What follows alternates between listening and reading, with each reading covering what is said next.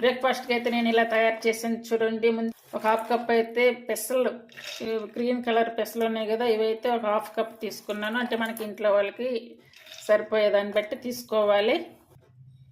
ముందుగా అయితే నానబెట్టి పెట్టుకోవాలి ఇవన్నీ కూడా. అలాగే అలసందలు, ఈ అలసందలు కూడా హాఫ్ కప్ తీసుకున్నాను. అలాగే శనగలు, ఇప్పుడు ఈ నల్ల శనగలు ఉంటాయి కదా, ఈ నల్ల శనగలు వచ్చేసి పావు కప్పు, పెసలు హాఫ్ కప్పు, అలాగే అలసందలు హాఫ్ కప్పు, ఇవి వచ్చేసి పావు కప్పు తీసుకోవాలి.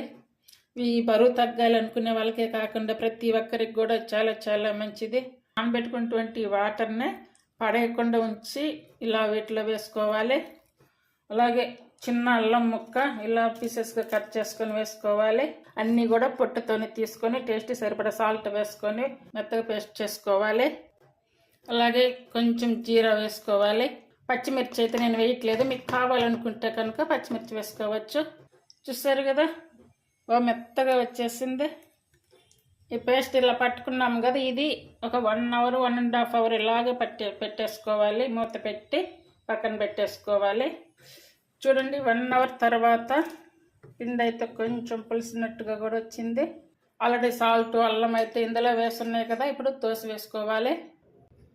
దోశ వేసుకోబోయే ముందు ఇలా టిష్యూతో కనుక తుడిస్తే కనుక ఇందులో ఉన్నటువంటి ఆయిల్ అదంతా కూడా పోతే దోశ మంచిగా వస్తుంది. చూడండి ఈ ఆయిల్ అంతా కూడా. దోశ పెనం వేడయ్యాక సిమ్ మీద పెట్టుకొని వేసుకోవాలి.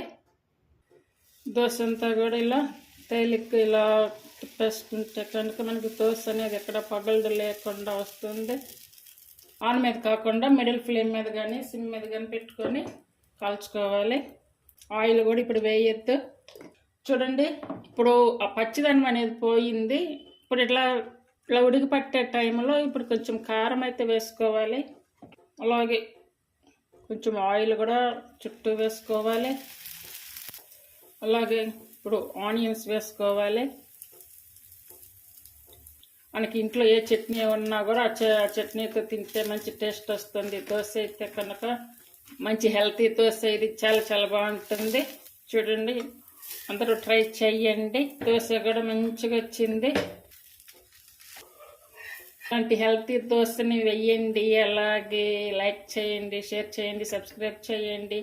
వీడియో చూసినందుకు అందరికి కూడా చాలా చాలా థ్యాంక్ యూ అండి.